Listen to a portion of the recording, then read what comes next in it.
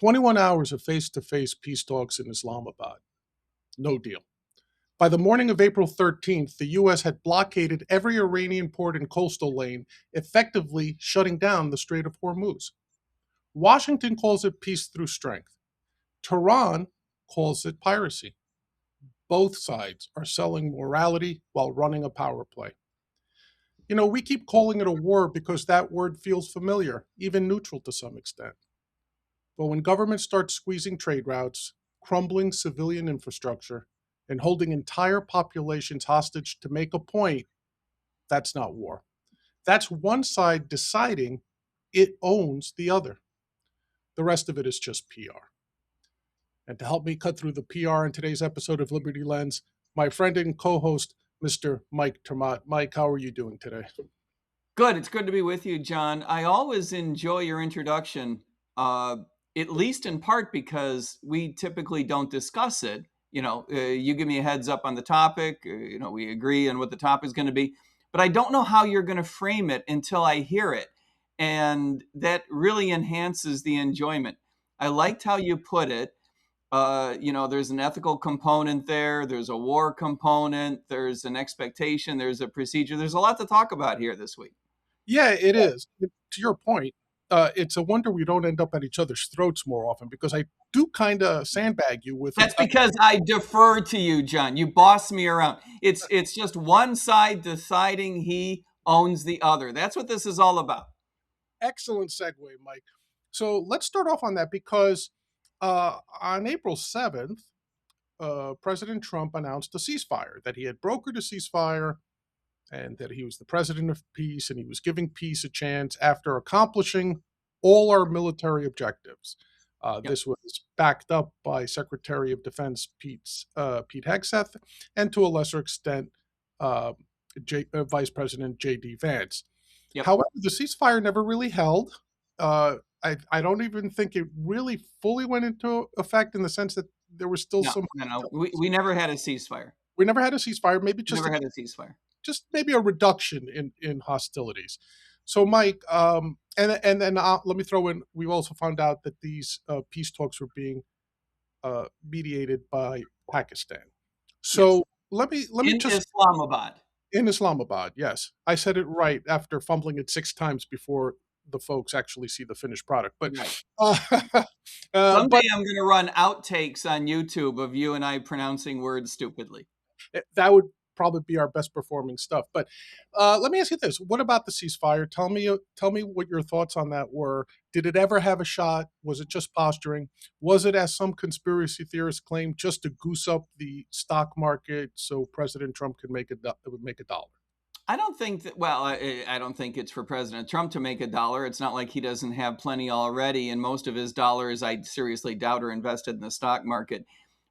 But do I think that it's because the president is worried about public reaction, including the stock market? Absolutely. Mm-hmm. There's a topic here that we don't seem to discuss as a nation. Several topics that we don't discuss enough, in my view, as a nation, including the ethics of this whole thing. But one of them is that it is not true what the president and what the defense secretary have been saying. It is not true that we have achieved our military objectives. I think that what is true, which rhymes with success, is we've done all that we can by dropping bombs, which is to say quite a bit has been achieved, right? But dropping, say, the same number of bombs as we already have, if we were to double the amount of ordnance that we've dropped on Iran, would we achieve much more? And the answer to that has got to be clearly accepted as no. And Mike, before you continue, I find your language very interesting, and I don't mean duplicitous necessarily, just interesting, because you said we've achieved stuff, but nowhere in your statement did I hear our objectives have been met. And I wanted to ask, Thank you. Is that because you don't think so do you think we had objectives and we just haven't achieved them? Or do you possibly think we really didn't know what we were trying to accomplish there? I think we had objectives. I think that they were poorly articulated, and part of the when we were in school several thousand years ago, John, part of the reason why teachers used to make us write things was because it disciplined your thinking. In other words, there's a feedback mechanism that I think that the administration has shortchanged itself. Hmm. One of the continuing themes of our discussions is what a crappy load of staff work the president gets. And I think that this whole episode falls into that category. By not forcing each other in the administration, whether it's the president forcing his communications staff, the communications staff forcing the Defense Department, or the Defense Department forcing the president, some link has been dropped in requiring each other to fully articulate what our objectives are, and what are the adjunct, the tangential, the nice to haves, but what is it that we're really focused on? Consequently, the good news for the administration is that they're able to pivot. Well, we really wanted this, we really wanted that. Okay, that's all fine and dandy. The problem is that without having gone through a real disciplined analysis of what it is that we want to achieve, and I do believe that that's what we're dealing with here, is an absence of discipline in determining what it is that the military objectives are. Without that, it is not at all clear that the administration knows what to do next. In other words, sure, one of the objectives was to degrade Iran's ability to control the skies, the seas, its neighbors, and through its proxies, its other neighbors, through conventional ordnance, right? Through conventional munitions, through missiles in particular. All right, well, we've done that. We've degraded that. But at no point did we say by how much. So there are estimates anywhere from we've degraded it by only 40 or 50% to we've degraded it by 80 or 90%. That seems like a lot. Is it enough? Well, we don't know whether it's enough, because at no point did anyone say, for this purpose. Right. For what purpose? In order to prevent them from doing what? Because apparently it wasn't sufficient to prevent them from shooting down aircraft, because they're doing that. Apparently it wasn't enough to prevent them from shutting down the Strait of Hormuz, because they did that. It wasn't enough to stop them from shipping their own oil, which they were doing until recently. There's all kinds of, it wasn't enough to drive anyone out of power. Right. So, you've got this thing where, well, we've killed a bunch of leaders. Okay. Has anyone articulated why that was an objective? So that we would get different policy? Well, apparently that didn't work. Was it to get them to knuckle under and sign an agreement? No sign that, killing a lot of leaders has contributed to that. Right. So there's really no good way of saying that our objectives have been met, unless you define our objectives as blowing up a lot of stuff, destroying a lot of stuff, and killing a couple of thousand people. Yeah. You reasonably cannot say that anything meaningful has been achieved. Well, you kind of tapped into something that I'm debating in my head real quick whether to get into it right now, but I think I will. So you kind of facetiously said, hey, maybe their objective was to just blow things up. Maybe their objective was to just inflict human and infrastructure cost on Iran. And someone hears that in the United States, and initially your first reaction is, nah, why would that ever be our goal, just to inflict suffering? And yet the president, the secretary of defense, the vice president seem to revel, to almost enjoy the fact that they'll tell you, we blew up a lot of stuff. Pete Hegseth sounded like a high school linebacker on steroids. Like, we drove right down the middle. We took this. We knocked that out. And by the way, if you get in our way, we're going to steamroll you. We're going to keep going. This is what we're good at. Lethality. Boom, boom, boom. We explode stuff. And the president has similar stuff on Truth Social. I understand a lot of it is playing to the base. I understand a lot of that is to, Joe Rara, Marine, whatever. I get it. To some extent, I get it. How much of that do you think, though, is the entirety of the depth of what they've thought through? And let's focus on the president and Pete Hegseth and J.D. Vance for the moment, right? Yeah. Um, I think that my guess, part of the reason that not having a fully executed, thorough, and detailed communication strategy is that everything you and I are about to discuss is merely guesswork, of course. right? At no point has the president articulated why we're doing this. A little bit. I don't want to say none, but insufficient. My guess is that the president has indeed thought this through quite thoroughly, but has not articulated it in a way that his team can uptake. Mm, Now, whether that's his fault, whether it's Hegseth's fault, is not at all clear. But what is clear is that Hegseth is not comfortable going to the next layer of reasoning in public, right? That it's a very thin veneer of motivation, to your point, that he is comfortable articulating. And I view that as problematic from a strategic point of view. It's a lost opportunity when the Secretary of Defense is unable to make your allies and your citizenry comfortable with what you're doing. That's a missed opportunity. There are others who can do that. The Secretary of State can do that. The president can do that himself, and other spokespersons from the administration. But when the Secretary of Defense is unable to do that, to go one layer deeper in terms of either sophistication or reasoning, justification, understanding, it's a lost opportunity.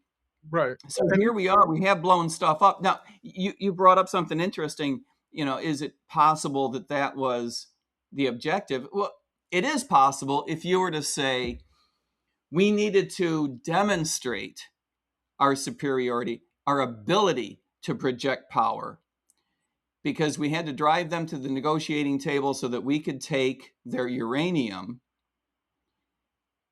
And we were under the impression that they weren't taking negotiating seriously. So we had to demonstrate our ability to impose cost and our willingness to continue to do that.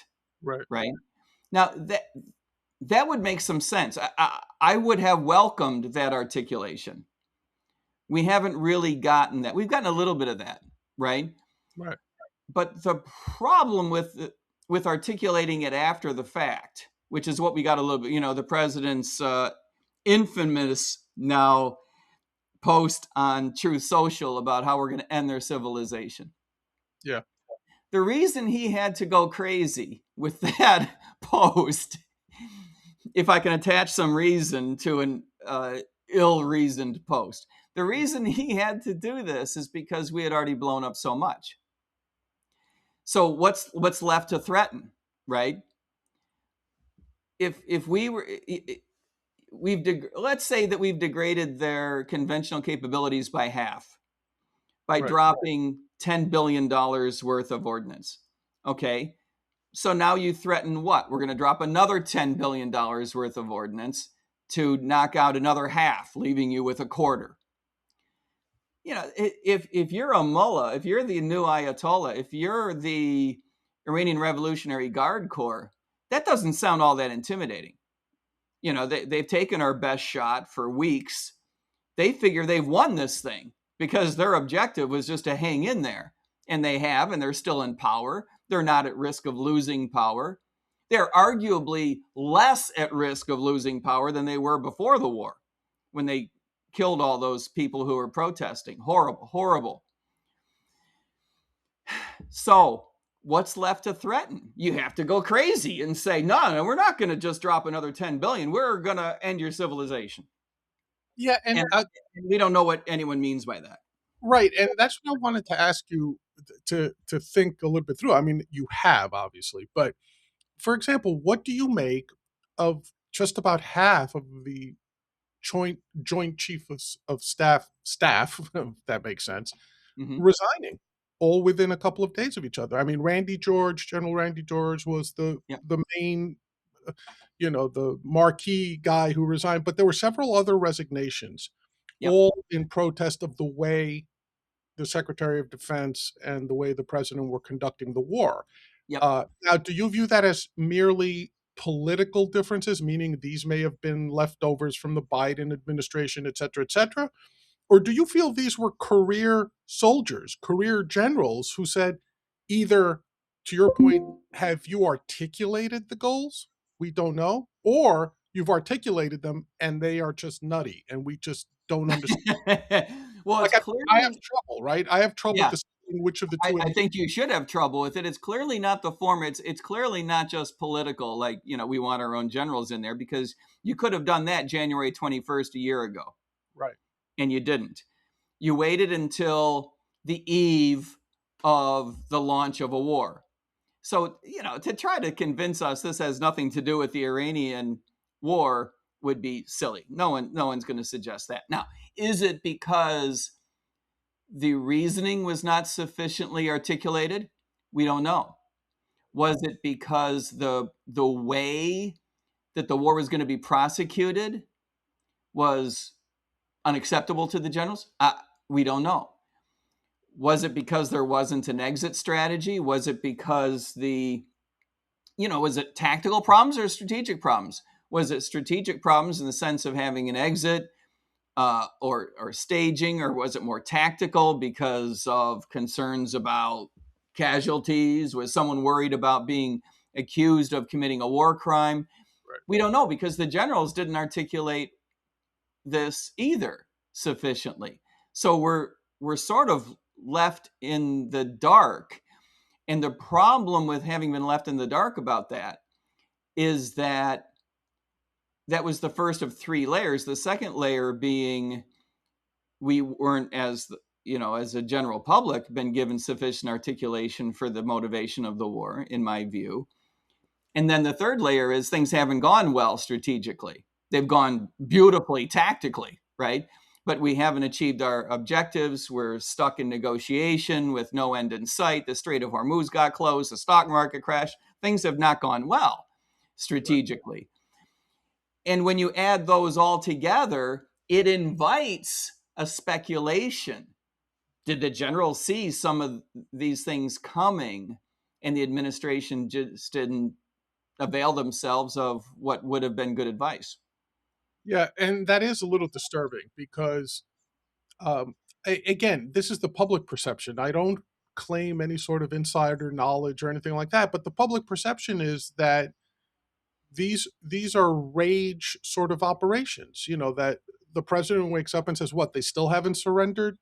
Bomb them again or put up a blockade."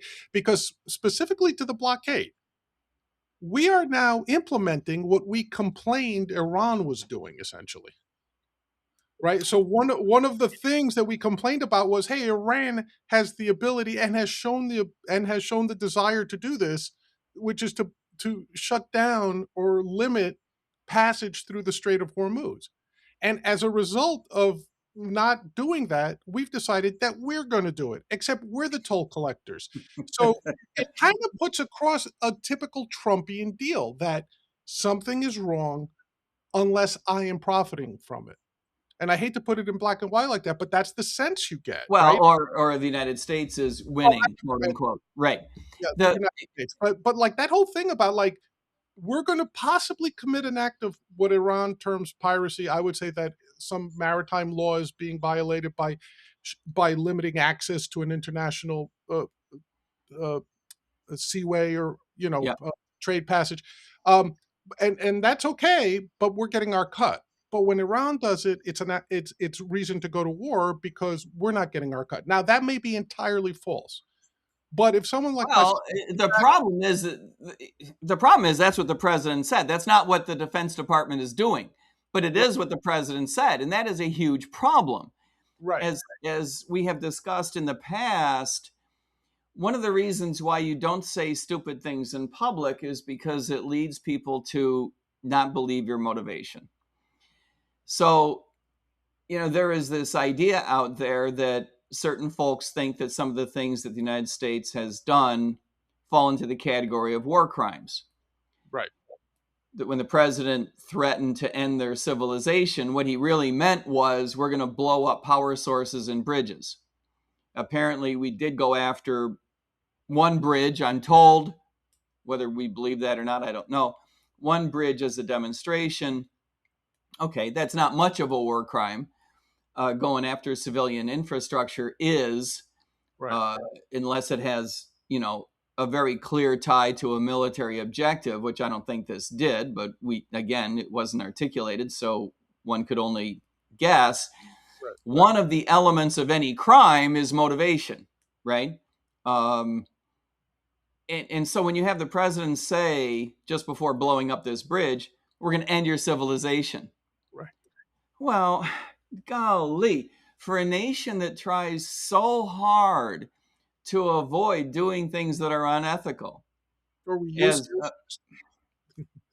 yeah, the American public has always been proud of our position in foreign affairs because we at least suggest that we don't want to do things that are unethical, right? We all recognize that our government has from time to time done things that were dishonest, duplicitous, secretive, and profoundly immoral. We recognize that. But at least our politicians had the good grace to lie to us about it, right?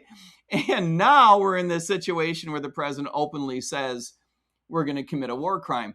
I don't think that he meant it. I don't think anyone who can spell Trump thought that he meant it. He just says these things to gain leverage in negotiation. We get that, right? We get that.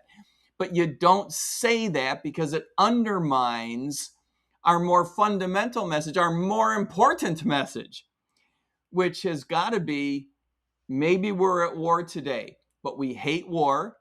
We do not prosecute war as punishment. It may be, feel like retribution to avoid escalation or to avoid this happening again, but we do not prosecute wars out of vengeance, out of anger, to use your word, out of rage. That's not who we are. That's not what we do. Right. And when he says things like that, it really deflates a population that had become quite comfortable with this idea of American exceptionalism. So that all goes down the toilet. Is this related to why the generals quit? I don't know. Yeah. And to your point, Mike, and that was very well said. I wonder that when Pete Hegseth, when J.D. Vance, to some lesser extent Marco Rubio, hear the president or see the president's social media things on Truth Social, where he says things like, we're going to end your civilization. We're going to be the toll collectors now. This, and this, right? I have two questions for you. A, at what point do we stop making excuses for the president?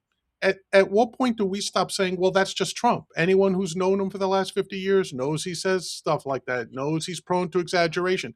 That's the first question. And the second question, which I want you to think about while you're answering the first, is how does history view us? One of the interesting things I thought was when I was watching this thing, I think I may have told you in one of our text exchanges, this reminds me of a lot of what happened in the Nuremberg trials, that when the remaining Nazi high command was on trial, they at least pointed to their official documents to say, we never said kill anybody. We never said final solution to anybody. What we said was forcefully emigrate out of Germany. And they tried this legalese maneuver. And I'm saying to myself, even the freaking Nazis had enough sense not to publicly say what they were doing. And yet here's our president openly admitting to stuff, our Secretary of Defense openly admitting to stuff, and our vice president openly admitting to stuff. How does history now judge us? I think that is an interesting question. There is a huge mismatch between what the president says at his goofiest and what actually happens. And for this reason, I don't think anyone is going to view this administration as having much overlap with certain rogue governments of the past or dictators or mass murderers. I'm optimistic about that. And I do believe the concept of American exceptionalism grounded in our Constitution will come back so thoroughly pervasive is it throughout our democratic process and the minds of our elected officials? I think that that's going to come back. I'm not too worried about that. Here's example number one of a mismatch. The president said we're going to close the Strait of Hormuz. He was just floating an idea. He didn't say we're going to, but he floated this idea: we'll close the Strait of Hormuz and we'll charge a toll. Maybe we'll do it with the Iranians, maybe not. We'll make a lot of money. Okay. Bad idea. War crime, absolutely. And in violation of not only all kinds of treaties that we have signed, but a bad idea economically and clearly against our long-term interests. Right. Okay, so bad any way you look at it, right? You can turn that 6 different ways, and it always looks like a bad idea no matter what facet you're looking at. But it's not going to happen. He's not going to do it. He didn't really mean it. I don't know whether he misspoke or didn't understand the plan, or he was just floating a silly idea, and if it caught on, he would say, yeah, that was, my idea. That was a good idea. I can't explain all that. But what is happening is that we're blockading Iranian ports. Yes. The Defense Department jumped in and cleaned up what the president said the very next day to say, no, we're not shutting down the strait. We're trying to open it by shutting down the Iranian ports. We're closing it to them, but by closing it to the Iranians, we're trying to make it open for everybody else. Now, no one else, is quite ready to take us up on that. Right. If you were the insurance company for one of these oil tankers, you're not green lighting. Everything's okay now. Back in the pool. And to that point, traffic through the strait has essentially stopped. There's been no maritime traffic through there. So effectively, and by the way, I do agree, and I was just about to mention the Defense Department did clarify the statement, but it always seems like someone's cleaning up the president's of course. mess, right? So, but to that extent, since you started talking about it, is the intent, now you mentioned intent before, which we all agree is a big part, especially as a former LEO, you're like, yeah, intent does matter. But as someone else we both admire, Milton Friedman, once said, intentions don't mean anything. It's what actually happens that matters, right? The road to hell is paved with good intentions, right? So despite the intentions being like, let's make it safe for everyone, blah, blah, blah, we're seeing the result. The result is a blockade, almost, if not more severe than what Iran had done and threatened to have done. Right, because now neither side thinks it's safe. Right? Exactly. If you're an Arabic nation, if you're a European flagged vessel, if you're American, right? If you're Iranian, no one trusts being out there because now you don't know if the Americans are going to shoot you or the Iranians are going to shoot you, despite everyone suggesting that that's not going to happen. So this is a really awkward situation. The other thing, John, that I think is worth mentioning in your opening is you correctly pointed out that there had been what had been suggested as up to 21 hours of negotiation. I think that that's probably an exaggeration. That includes, mealtime and handshaking, but they did have a lot of conversations. Attended by the vice president himself, right? Attended by the vice president himself. He was the right one to send. The vice president is someone who was viewed before the American election as someone who is anti-war. Good for him, by the way. Yes. It's one of the reasons why we, thought highly of J.D. Vance.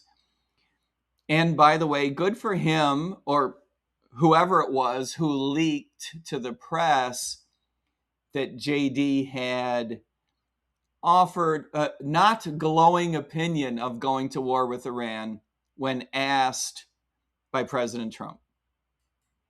So, good for all that. Nonetheless, it's a huge disappointment that he hasn't made any negative statements publicly. But having said that, he was the right one to send for the negotiation. Okay, this is the point I want to make. Whether it's 15 hours or 21 hours, or frankly, 40 or 80 hours, that is not a great deal of time in the grand scheme of things when negotiating with the Iranians. The Iranians think of things like decades. Okay, you know, don't come and say, "Well, we chatted for 21 hours and we couldn't."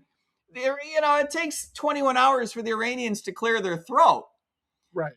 These are not people who think that we fly in our private jet to JFK and we hit Manhattan. We spend 2 hours, we ink a deal, we get back in the limousine, back in the jet, we go home. Maybe Donald Trump thinks that that's the way this is going to work, and he probably doesn't. He's not a fool. But the Iranians, I have not seen how they have spun the whole 21 hours thing. Not the 21 hours thing, but the claim by the Americans that 21 hours was apparently a big effort. Right. That's what I'm curious to see. What the Iranian reaction is to us characterizing 21 hours as having been a major effort. And so when Vance says, well, we were at it for 21 hours, we couldn't reach a deal. We've given them a deadline. If they don't come to terms, all hell is going to break loose. I'm sorry. You could have said that without bothering with a flight. You didn't have to go at all. You could have made that statement. You could have faxed it in. You could have phoned it in. But suggesting that you're going to fix this in 21 hours because you're sending the vice president is perilously close to just abject silliness. You should have sent a team that was prepared to stay there for a few weeks. Right. I don't think that should include the vice president. The vice president should be the guy who shows up at the end of that 2 weeks, 3 weeks, 4 weeks, 5 weeks, right? He's the one who shows up at the end and he inks the deal. Right. Super. But you need a team, you need a team there that's going to lease property, not that takes out a hotel room. So I think that this whole thing, both from the Iranian point of view and from the American point of view, has been handled in a slightly disingenuous fashion. If you were the Iranian Revolutionary Guard Corps, I don't think that you view time in the same way as the Americans do. I think that they are prepared to go months, perhaps year, perhaps forever, just the way that things are set up now. This whole silliness about we're going to impose sanctions, we're going to double the sanctions. Sanctions don't work in general. They work less when dealing with dictatorial regimes. And then there's a whole nother level less when talking about the Iranian Revolutionary Guard Corps. They just don't care. They just don't care. This idea of, we're going to block oil, you're not going to get money. That just ain't going to work. It ain't going to work in 21 hours. It ain't going to work in 21 weeks. So this idea of throwing up your hands and saying, well, we couldn't come to a deal. They could have asked you and me. We would have told them it ain't going to work out.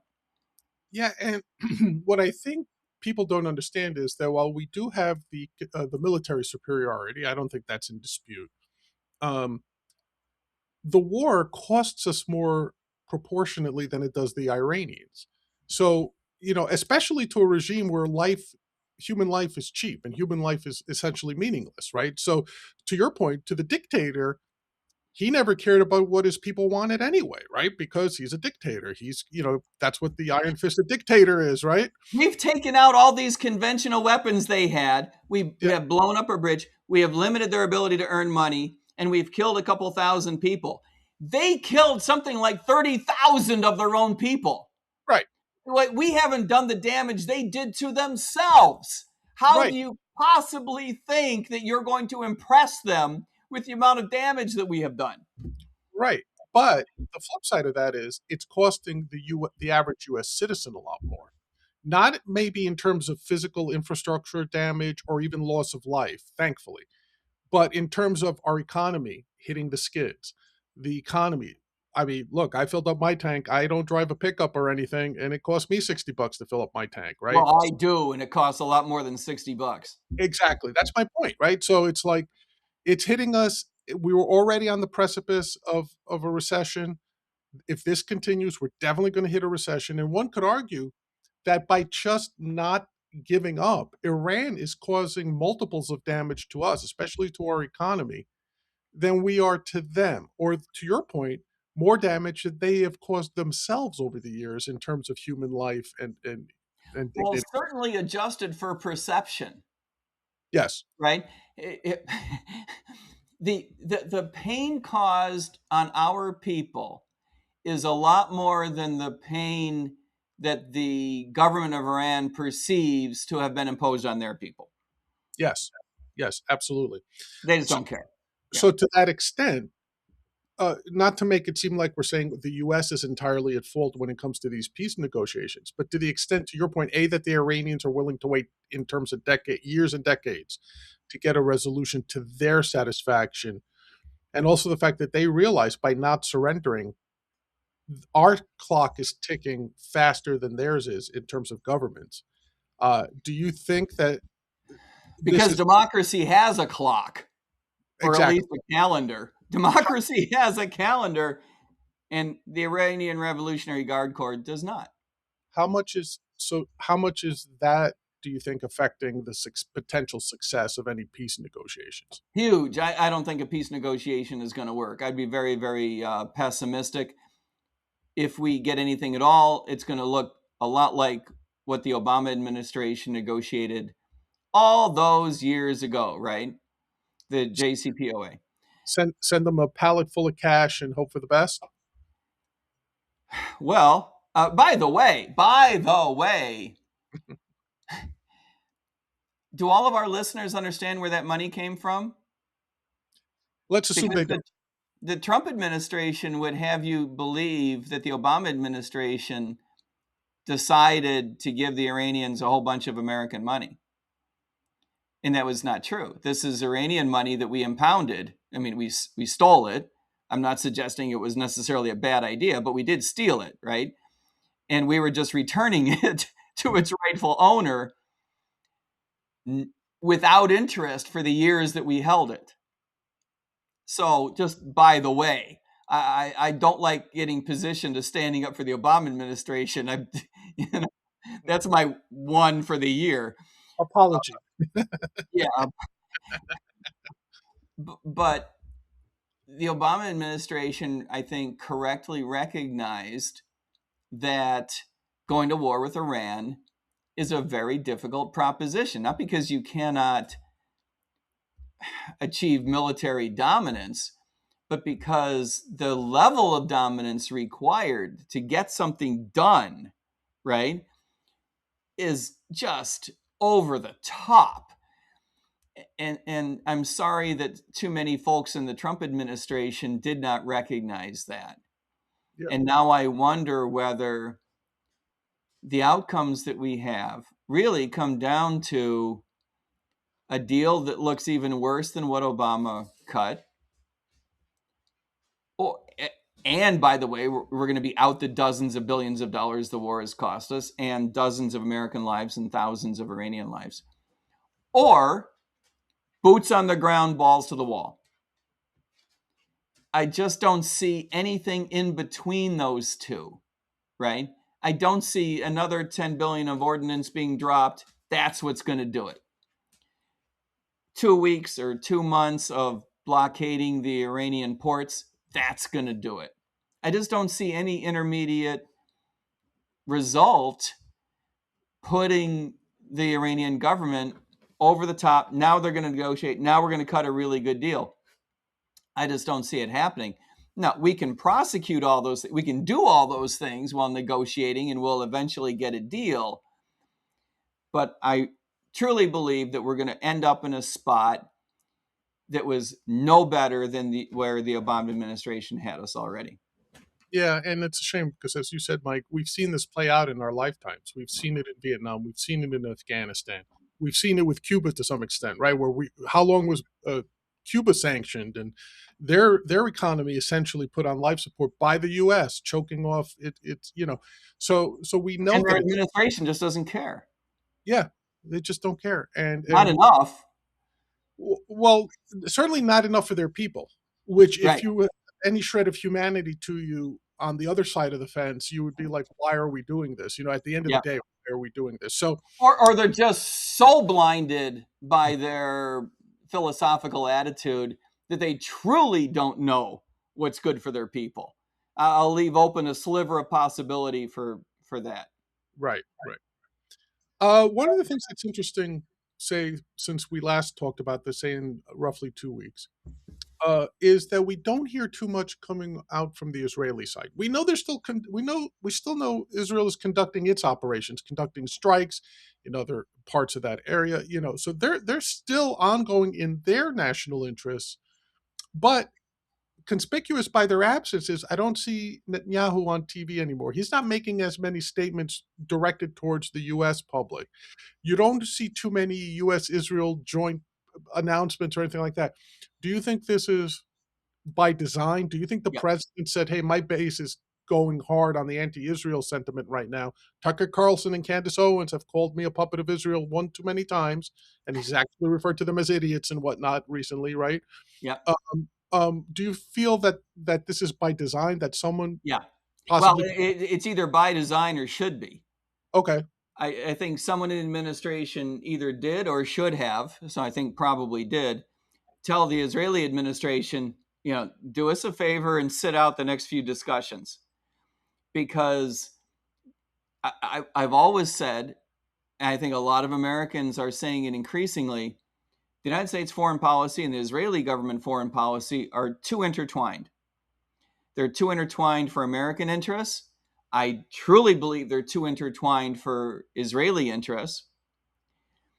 I think that they should be disentangled and rapidly, by the way. And I think so many Americans now agree with that when the Israeli prime minister talks about how we're doing all these things together, that's not helping. right, It's not helping the Trump administration's relationship with its base, which a lot of the base are angry about the extent to which our foreign policies are intertwined. I think that they should be frustrated with that. It's been a problem for years, and that's not to say that Israel shouldn't be our strongest ally in the area. It should be. It's we all have deep cultural ties to Israel. We all have commercial ties to Israel. We have all kinds of reasons to support the leading democracy, the military superpower in that area. We should be working together. We should be sharing information. When we do go to war, it should be coordinated. All of that is correct. But these decisions need to be made at arm's length. And when you announce them the way that you do, when you coordinate them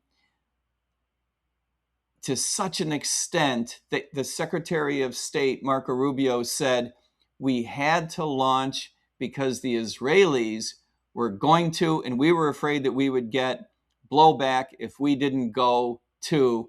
That's the tail wagging the dog. right. And that's a problem. So I think the correct strategy from a communications point of view, if you can't disentangle your foreign policies, which is the most important thing, but at least from a communications point of view, someone had to tell Netanyahu, you're going to have to zip it for a while. So now here we are with, to your point, one of the sticking points between the United States and Iran over the definition of the ceasefire and promulgating the ceasefire is that the Iranians say that the Israelis keep bombing Hezbollah in Lebanon. And we say, well, that wasn't part of the ceasefire. All the Iranians are like, to them, it's like, we stopped bombing the United States, but we're going to still hit Nebraska, right? Right. The Iranians can't help but to admit that Hezbollah is part of the Iranian government. Now, maybe they're contractors, they're not actually Iranians, right? But if anyone ever doubted whether Hezbollah was an Iranian government proxy, that doubt is gone because Right. the Iranians are negotiating on behalf of the safety of Hezbollah today. So agreed. And since you brought it up, when the ceasefire, again using air quotes, for that term. When the ceasefire was announced by President Trump, it was April 7th, and he basically said, "I'm giving this a 2 week deadline. 2 weeks, we'll tamp it down because I want a resolution in 2 weeks." Now, even given what you just said about Iranian timeframes being what they are in terms of years and decades as opposed to days and weeks, let me ask you this: what happens if on April 21st, April 22nd, we're still in the position we are in today? No significant movement We go towards. back and blow up some stuff. I was going to say, do you think the president backs down? Does the the There's derisive? nothing to back down to. I think eventually in the negotiation, the United States government backs down. Hmm. But we have to blow some stuff up to cover the fact that we're backing down.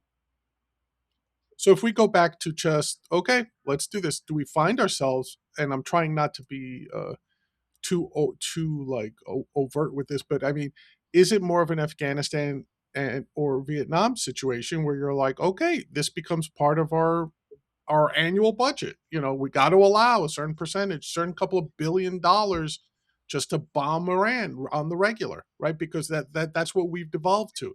We have no clearly articulated end game. uh, the Iranians, either to their credit or their detriment, are not backing down. They don't care how many civilians you kill. So they're just going to keep it up, keep the Strait of Hormuz blocked up. Is that what we have to look forward to, Mike? Another endless Middle Eastern war, another, and even though he'll hate it, another neocon type war. Maybe. I tend to doubt it. I tend to doubt that it'll look like another neocon type of war. It might look like the new and improved version, the son of neocon, which is to say, commercial in nature. To your point, commercial in it may look commercial in nature. You could imagine a sizable contingent of U.S. naval assets being left in the Gulf to control the Strait of Hormuz and surrounding territories, maybe with a toll, maybe without, maybe a joint with other nations, maybe not. So I could see that lasting forever. One of the things I found so interesting was on the same day, there were op-eds being written about, is this going to be a forever war? And Trump saying, we're going to blockade and charge a toll, which is a tacit admission that it was going to be forever. You don't close and charge a toll for a 4-month program, right? That was a long-term idea. I think the administration is tone deaf in this sense, that they need to get out. Whether they will or not, I don't know. But at some point, the Trump administration is going to have to give in on some of what it's demanding if it wants a deal. If it wants a deal. And politically, it has to have a deal by October, or our party is going to get shellacked in the midterm election. We at least need something signed, something inked, something agreed, so that we can say that this war achieved something. Otherwise, we just blew up a lot of stuff. Now, by the way, what I think it is that the American public would buy into is a signature that from the Iranians that says they're not going to have a nuclear weapon. How you get them to there, I really don't know, because the reason they inked it with the Obama administration is that it was only temporary, and because they trusted the Obama administration. Once you're in a war, all trust is gone. No one should trust the Iranians. No one would, on the Iranian side, would trust the American government. So in the absence of that trust, how do you ink a deal? I really don't know. Politically speaking, I am very, very worried about our party's prospects for the midterm. So that was going to be my closing question to you, Mike. The political aspect here at home. So you've already stated. uh, I'm not even sure that if they get something done by October, if it'll be in time. Mm. Because so. Given that, though, let me lean on your expertise as an economist. Uh, the price of oil, we said, could be the key that sends our economy spiraling down. I mean, we're not in good shape to begin with.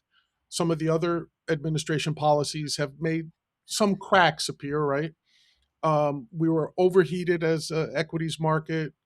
Uh, Anyway, um, how do you see this playing out? You don't have to go into super in depth, but do we get the rate reduction the president wants?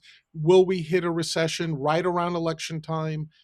Do things get worse before they get better economically? And then how much does that play into Republican I chances? think economically we're going to be okay. We're going to avoid a recession. I think gas is going to be really expensive. What's really going to matter is the weird connection between how people perceive the economy and how people perceive what the White House is doing about it. Mm, We've always had this weird thing in the United States where we blame the presidential administration when the economy doesn't do well, and we give the presidential administration credit when it does do well, none of which makes any sense. right, But there is a connection that I think increasingly carries some water, and that is things have become so expensive, not because of the Trump administration, mostly because of the Biden administration, but administrations prior to that. right, Obama administration, Trump administration, how 2008 and 9 and 10 were handled, the housing market being destroyed and never really coming back, a whole host of reasons, right? It's very expensive to live in the United States these days. Okay. Given that, you don't need a recession for people to be pissed off. People are already pissed off. And when gas goes up, it's just going to be a reminder how expensive things are. right, Even if you could, you could draw on a piece of paper, well, gas is only this proportion of your expense. It's only gone up by this much. It's gone from $3.50 to $4.50 to $5.50. It only costs this much per month. It's not that big a deal. It doesn't matter. It's going to create a huge perception problem. Okay. The reason that is potentially so powerful, even in the absence of a recession, is because when you're prosecuting a war, particularly one that's being blamed for driving up the price of gas, particularly one that's driving up the price of the government, the cost of the government. When you're prosecuting a war, you're necessarily not focused, at least rhetorically, on how difficult it is to afford things in the United States. right, This is the problem. It's not so much the reality of heading into a recession. It's not really the reality of interest rates spiking. It's not really the reality of the price of oil, slowing down our growth a tremendous amount. It will some. The real problem politically is the mismatch between what it is the administration articulates it cares about, the war, right, and what people care about by and large in American communities from coast to coast. It ain't war. right. It literally is their pocketbook. Again, it's their wallets, it's their pocketbooks, and I agree with you. I never thought the midterms would go favorably for the Republican Party, and I think it's getting worse for them. But to give credit where credit is due, the Democrats are not doing a good job of taking advantage of it, and that's the only thing that That's worth a whole nother podcast, by the it, way.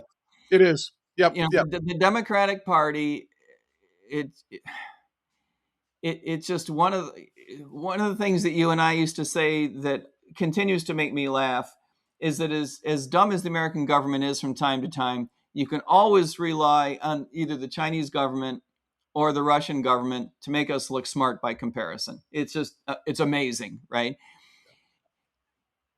As Republicans, our party has done several things in the past year that, let me just say, economically speaking, weren't our smartest moves. right. Okay, weren't our smartest moves.